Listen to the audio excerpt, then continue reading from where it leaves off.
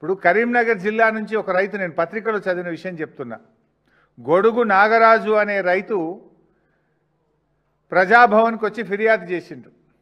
ఆ గొడుగు నాగరాజుకు సెల్ ఫోన్లో మెసేజ్ వచ్చింది, నీ సమస్య పరిష్కారం అయిపోయింది అని. నిజంగా చూస్తే ఈరోజు కూడా పరిష్కారం కాలేదు. అంటే నీ ప్రజాభవన్, నీ వేదిక ఎట్లా పనిచేస్తుంది? నువ్వు పోయింది లేదు, నీ మంత్రులు పోయింది లేదు, ఇచ్చిన దరఖాస్తులకు కనీస పరిష్కారం కూడా లేకుండా పోయింది. అంటే ఇలా ప్రజాభవన్ అనేది ప్రజలకు ఉపయోగపడతలేదు. జల్సాలకు, విందులకు, వినోదాలకు కేర్ ఆఫ్ అడ్రస్గా ప్రజాభవన్ను మార్చిండ్రు. పొద్దున బ్రేక్ఫాస్ట్ మీటింగ్లు, మధ్యాహ్నం సెటిల్మెంట్లు, సాయంత్రం గానా బజానాలు, సంగీతులు, పెళ్ళిళ్ళు, రిసెప్షన్లు, ఎంగేజ్మెంట్లు, దీనికి వేదికగా ప్రజాభవన్ను మార్చిండ్రు. సిఎల్పి మీటింగ్లకు వేదికగా ప్రజాభవన్ను మార్చిండ్రు. 2 సంవత్సరాలుగా మీరు చెప్తున్నది అభివృద్ధి కాదు, అసమర్థత, పారదర్శకత కాదు, దోపిడీ, గ్యారంటీలు కాదు, గారడి. అంటే ఇది ప్రజాపాలన కాదు, ఇది నయవంచక పాలన. రేవంత్ రెడ్డి ఒక ప్రైవేట్ లిమిటెడ్ కంపెనీ పాలన ఇది. ఇలా నీ 2 ఏళ్ల పాలనలో బీఆర్ఎస్ ఎన్నో విజయాలు సాధించింది, నేను ఇందాక చెప్పాను. మరి కాంగ్రెస్ ఏం చేసింది? ఒక్కటన్నా ఉందా? ఆత్మస్తుతి, పరనింద. ఎంతసేపు సెల్ఫ్ డబ్బా కొట్టుకోవడం, కేసీఆర్ గారిని, బీఆర్ఎస్ నాయకులను తిట్టడం తప్ప నీ 2 ఏళ్ల పాలనలో ఒక్కటి చెప్పు నువ్వు. నేను 10 చెప్తున్నా. మిషన్ భగీరథ, మిషన్ కాకతీయ, 24 గంటల కరెంటు, కళ్యాణ లక్ష్మి, 1000 రూపాయల పెన్షను, 6 కిలోల బియ్యం. 2 ఏళ్లలోనే మేము చేసినాం ఇవన్నీ. నీ 2 ఏళ్లలో చేసింది ఒక్కటి చెప్పు, ఆత్మస్తుతి, పరనింద తప్ప.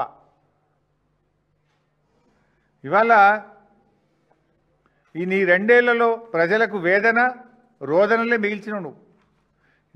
నీ 2 ఏళ్లలో నువ్వు రాగానే మెట్రో రైలు రద్దు అంటావు, ఫార్మాసిటీ రద్దు అంటావు, కేసీఆర్ గారు ప్రారంభించిన పథకాలు రద్దు అంటావు. కేసీఆర్ కిట్ రద్దు, న్యూట్రిషన్ కిట్ రద్దు, దళిత బంధు రద్దు అంటావు, గొర్రెల పంపిణీ రద్దు అయిపోతుంది, సీఎం బ్రేక్ఫాస్ట్ పథకం రద్దు అయిపోతుంది. పథకాలు రద్దు చేస్తావు, స్కీములు రద్దు చేస్తావు. కేసీఆర్ గారు ప్రారంభించినటువంటి రోడ్లు కావచ్చు, ప్రాజెక్టులు కావచ్చు, దాన్ని అన్నీ అటకెక్కిచ్చేసిండు. ఇవాళ కాళేశ్వరం ప్రాజెక్టు ఒక తక్కువలో తక్కువ 1% ఖర్చు పెడితే లక్షల ఎకరాలకు నీళ్ళు ఇచ్చే అవకాశం ఉంది. 80% పాలమూరు ప్రాజెక్టు పూర్తయింది. ఇవాళ అనేక రోడ్లు కావచ్చు, రెసిడెన్షియల్ స్కూళ్ళు కావచ్చు, మెడికల్ కాలేజీలు కావచ్చు, అన్నీ కూడా అటకెక్కిచ్చేసినావు నువ్వు. ఇవాళ అందువల్లనే ఇవాళ హైదరాబాద్ బ్రాండ్ ఇమేజ్ ఆగమైపోయింది. పెట్టుబడులు పెట్టే సంస్థలు పునరాలోచనలో పడ్డాయి. నీ అపరిపక్వ వైఖరి వల్ల రాష్ట్ర ప్రగతి మసకబారుతా ఉంది. ఆదాయం ఎందుకు తగ్గుతుంది? కేసీఆర్ గారి 10 ఏళ్లలో రాష్ట్ర ఆదాయం అంతకంతకు పెరుగుతూ పోతే నీ 2 ఏళ్ల పాలనలో ఆదాయం ఎందుకు తగ్గిందో ఒక్కసారి ఆత్మవిమర్శ చేసుకో. స్టాంప్స్ అండ్ రిజిస్ట్రేషన్ ఇన్కమ్ ఎందుకు తగ్గింది? రోడ్ ట్యాక్స్ ఎందుకు తగ్గింది?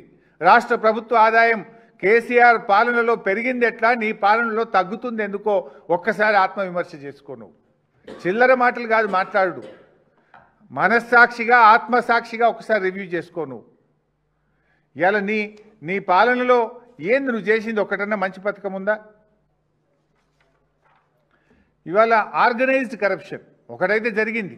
నీ పాలనలో ఒక మంచి పాలసీ అయితే తెచ్చినావు. ఏది? నీ కుటుంబానికి, నీ అనుముల బ్రదర్స్కు, నీ క్యాబినెట్కు మనకు వచ్చే పాలసీ తెచ్చినావు, ప్రజలకు కాదు. ఆర్గనైజ్డ్ కరప్షన్ ఇది ఈ రాష్ట్రంలో ఎప్పుడు లేదు. తెలుగు రాష్ట్రాల్లో ఈ రోజు వరకు మనం కని విని చూడనటువంటి పాలసీ తెచ్చినావు నువ్వు.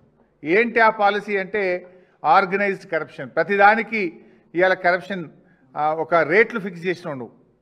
ఇవాళ ఎంత ప్లాన్గా ఆర్గనైజ్డ్గా కరప్షన్ అంటే బహుశా ఈ దేశంలో ఎక్కడో ఉండదు. కరప్షన్ నేర్పడానికి ఒక కాలేజ్ అంటూ పెడితే తెలంగాణ కాంగ్రెస్ పాలన ఒక సిలబస్గా మారుతుంది. This will become a model, A syllabus.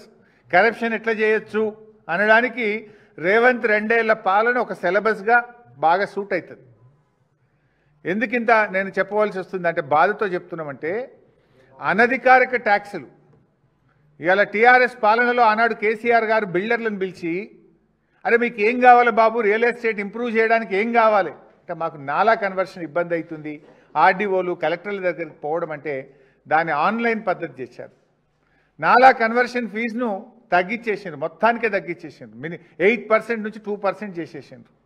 ఫీజులు తగ్గించిండ్రు, ఆన్లైన్ విధానం తెచ్చిండ్రు, పారదర్శకత పెంచిండ్రు, వాళ్ళని ఎంకరేజ్ చేసిండ్రు. కానీ రేవంత్ రెడ్డి రాగానే బిల్డర్ల మీటింగ్ పెట్టిండు. ఏం పెట్టిండు? అరే భయ్, తమిళనాడు లెక్క, బెంగళూరు లెక్క ఇక్కడ ఎంత పర్సెంటేజ్ ఫిక్స్ చేద్దాం? స్క్వేర్ ఫీట్కి 100 పెడదామా, 80 రూపాయలు పెడతామా, 70 రూపాయలు పెడదామా? లంచం రేట్ ఎంత ఫిక్స్ చేయాలని బిల్డర్లతో రేవంత్ రెడ్డి మీటింగ్ పెట్టిండు. రాష్ట్రం ఎట్లా అభివృద్ధి చెందాలి, రియల్ ఎస్టేట్ ఎట్లా అభివృద్ధి చెందాలి, మీ సాధక బాధకాలు చెప్పండి అని కేసీఆర్ గారు మీటింగ్ పెట్టిండు. ఇది రేవంత్ గారికి కేసీఆర్ గారికి ఉన్న తేడా. ఇవాళ ఆర్గనైజ్డ్ కరప్షన్ అంటే ఏముంది రాష్ట్రంలో? ఎవరిని అడిగినా చెప్తారు. ఏ బిల్డర్ని అడిగినా కెమెరా పక్కకు పెట్టి సాటుకు తీసుకుపోయి అడిగితే 70 రూపాయలు స్క్వేర్ ఫీట్ నడుస్తుంది. ఏ లేఅవుట్ అనుమతి రావాలన్నా 30% ఇవ్వాల్సిందే. ఫైనాన్స్లో బిల్లు రావాలంటే 30% ఇవ్వాల్సిందే. ల్యాండ్ కన్వర్షన్ కావాలంటే 30% ఇవ్వాల్సిందే. ఇదంతా కూడా ఆర్గనైజ్డ్ కరప్షన్కు కూడా ఒక రేట్ ఫిక్స్ చేసిండ్రు. జనరల్గా గవర్నమెంట్ ఫీజు ఫిక్స్ అవుతుంది. మోటార్ సైకిల్ రిజిస్ట్రేషన్ చేయాలంటే ఒక ఫీజు ఉంది. ల్యాండ్ భూమిని రిజిస్ట్రేషన్ ఆఫీస్ పోయి రిజిస్ట్రేషన్ చేయాలంటే గవర్నమెంట్కి ఒక ఫీజు ఉంది. కానీ రేవంత్ పాలన కొత్త ఫీజులు తెచ్చింది. ఆర్ఆర్ ట్యాక్సు, బట్టి tax, Ponguleti tax, Uttam tax, కొత్త ట్యాక్సులు తెచ్చింది.